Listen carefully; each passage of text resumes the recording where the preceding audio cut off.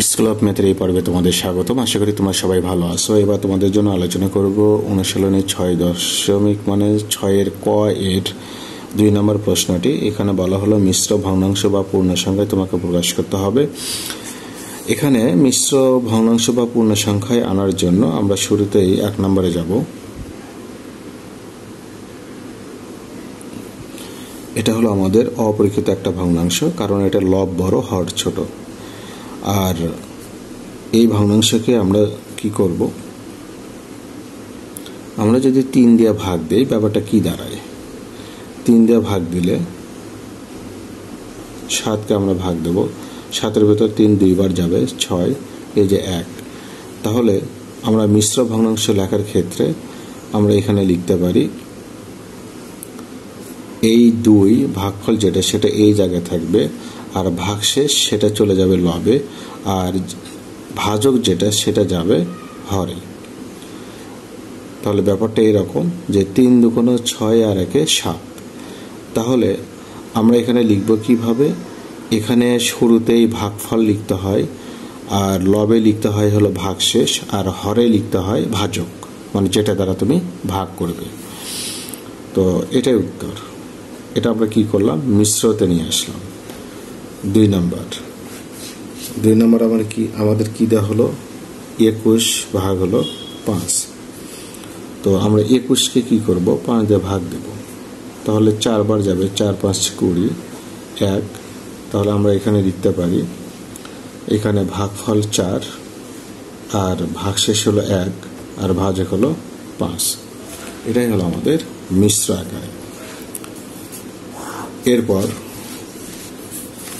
আমরা 3 নম্বরে যাই। 3 নম্বর 36 ভাগ হলো 4 না তো 9, 36 ভাগ হলো 9। এখন এখানে সরাসরি তোমার 9 দিয়ে যেহেতু ভাগ যায়, 4 নং 36, অর্থাৎ তোমার 4 হলো উত্তর। এটা হলো পূর্ণ সংখ্যা। তোমাদের প্রশ্নে কিন্তু বলে রাখছে যে মিশ্র আকারে অথবা পূর্ণ সংখ্যায় প্রকাশ করো। এবার 4 নম্বরে দেওয়া হলো 78 ভাগ হলো কত, 11। এখন আমরা যদি 11 দিয়ে 78কে ভাগ দেই, তাহলে 78 কয়বার যাবে, 7 বার যাবে, 7 11 77, থাকে 1। আমরা তাহলে লিখতে পারি ভাগফল, উপরে হলো ভাগশেষ, নিচে হলো ভাজক। এটা উত্তর। এরপর সর্বশেষ আমাদের 5 নম্বর দেওয়া হলো। 5 নম্বরে আছে হলো 220 ভাগ হলো 10। আমরা এই 10 দিয়ে যদি ভাগ করি তাহলে আমাদের হবে উপরে 22। সেক্ষেত্রে আমরা এখানে পূর্ণ সংখ্যা পেয়ে যাই 22। এটা হলো পূর্ণ সংখ্যার প্রকাশ। এরপর আমাদের 3 নম্বর প্রশ্নে যেটা বললো, দেখো তোমরা একটু দেখে নাও। 3 নম্বর প্রশ্ন, এখানে আমরা হিসাব করব, এখানে যোগ করতে হবে আবার বিয়োগও করতে হবে, ঠিক নেই। তো আমরা এই হিসাবগুলো কিভাবে করব। 3-এর 1 নম্বর, তাহলে 4 ভাগ 6 যোগ হলো 3 ভাগ 6। এখানে লসাগু করতে হবে। 6 আর 6 লসাগু হবে 6। তো এই 6 দিয়ে 6কে ভাগ করতে হবে, ভাগ করলে হবে 1। ওই ভাগফল দিয়ে 4কে গুণ করলে হবে 4। 6 দিয়ে 6কে ভাগ করো, 6 আর 6 কেটে যাবে, থাকবে 1। 1 দিয়ে 3 গুণ করলে 3 1কে 3, তাহলে ওপরে 7 নিচে 6। এখন এটা আমরা হিসাব করলাম। তো তোমরা চাইলে এটাকে, যেহেতু এটা অপরিচিত ভগ্নাংশ, তোমরা চাইলে এটা মিশ্রতে রাখতে পারো। 6 দিয়ে যদি 7 ভাগ দাও, 1 বার যাবে, তাহলে 1।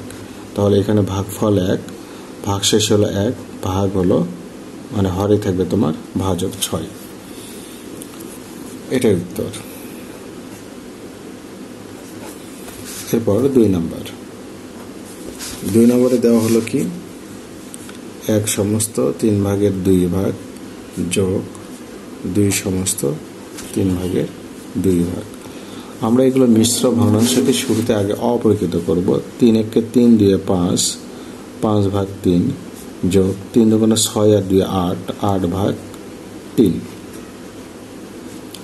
এখন 3 আর 3 লসাগু 3, 3 আর 3 কেটে যাবে, থাকবে 1। ওই 1 দিয়ে 5 গুণ করলে 5 হয়।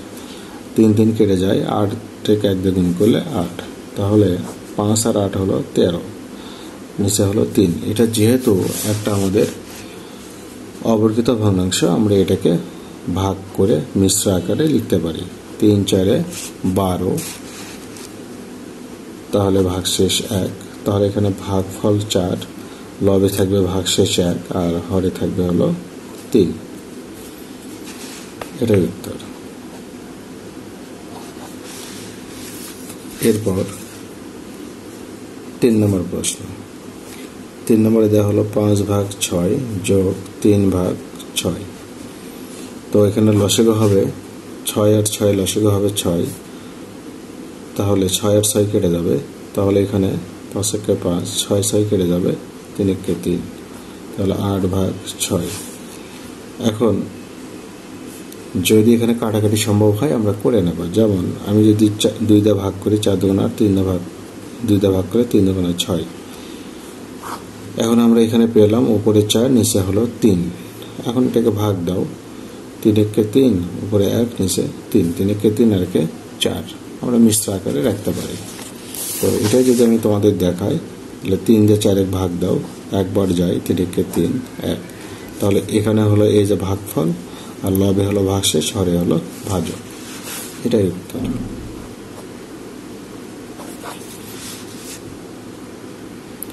এবার 4 নম্বর প্রশ্ন দেখো, 2 আর 4 লসাগু। আমরা তো লসাগু এভাবে করতেই পারি, ইউক্লিডের সাহায্যে বা উৎপাদকের সাহায্যে।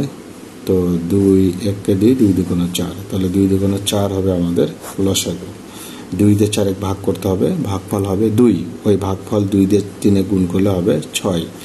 4 দিয়ে 4 ভাগ করলে হবে 1, 1 দিয়ে 1 গুণ করলে 1 হয়। তাহলে উপরে 7, নিচে 4। তো আমরা চাইলে এটা মিশ্রতে আনতে পারি, 4 1 4, উপরে 3, নিচে 4। অর্থাৎ 4 দিয়ে যদি তুমি ভাগ দাও 7 1, 4 1 4, তাহলে এটা ভাগশেষ 3। তাহলে এর ভাগফল, লব হলো ভাগশেষ, হর হলো ভাজক। এটাই উত্তর। এরপর 5 নম্বর, 1/3 যোগ 4/5। তাহলে এখানে 3 আর 5 লসাগু, 3 5 15 হবে। 3 দিয়ে 15কে ভাগ করলে হয় 5, 5 দিয়ে 1 গুণ করলে 5 একে 5, 5 দিয়ে 15 ভাগ করো 3, 3 5 15, 3 দিয়ে 4 গুণ করো 3 4 12। তাহলে উপরে 17, নিচে 15। এখন যেহেতু এটা অপরিকৃত, তুমি 15 কে 15, উপরে 2, নিচে 15। এটা উত্তর। এরপর 6 নম্বর প্রশ্ন।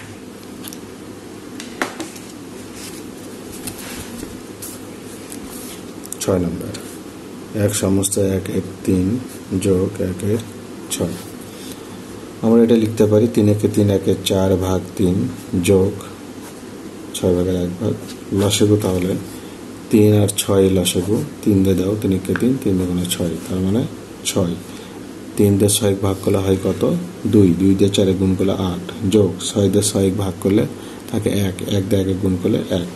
তাহলে উপরে 9, নিচে হলো 6। এখন কাটাকাটি সম্ভব হলে করতে হবে। 3 2 6, 3 3 9, তাহলে 3/2। এটাকে আমরা মিশ্র আকারে লিখতে পারি এইভাবে। এটা উত্তর।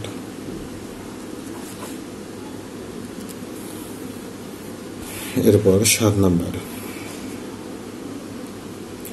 4/15 যোগ 1 সমস্ত 1 এর 12। আচ্ছা, আমরা এখানে তাহলে এটা যা আছে থাক, আর এখানে 12কে 12 আর 1 13/12। এখন 15 আর 12 লসাগু আসলে কত হবে?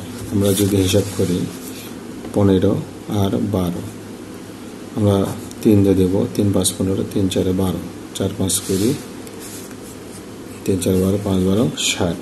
লসাগু হলো 60। 15 দিয়ে 60 ভাগ করলে হয় 4 15 60, 4 4 16, যোগ 5 12 60, 5 13 65। তাহলে উপরে 5 6 11 1, হাতে থাকে 1, 7 আর 1 8, নিচে 6।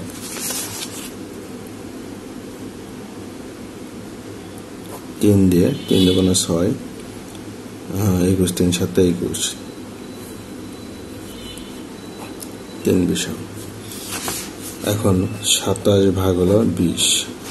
আমরা চাইলে এটা একবার দিয়ে উপরে 7 নিচে 20 লিখতে পারি। এটাই উত্তর।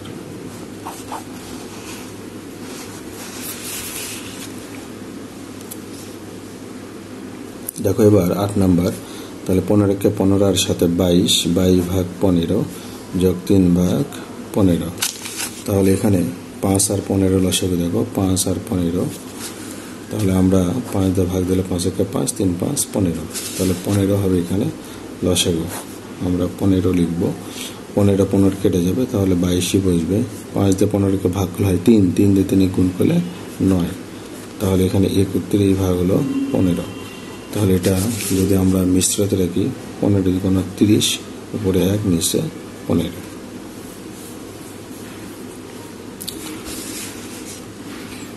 আচ্ছা।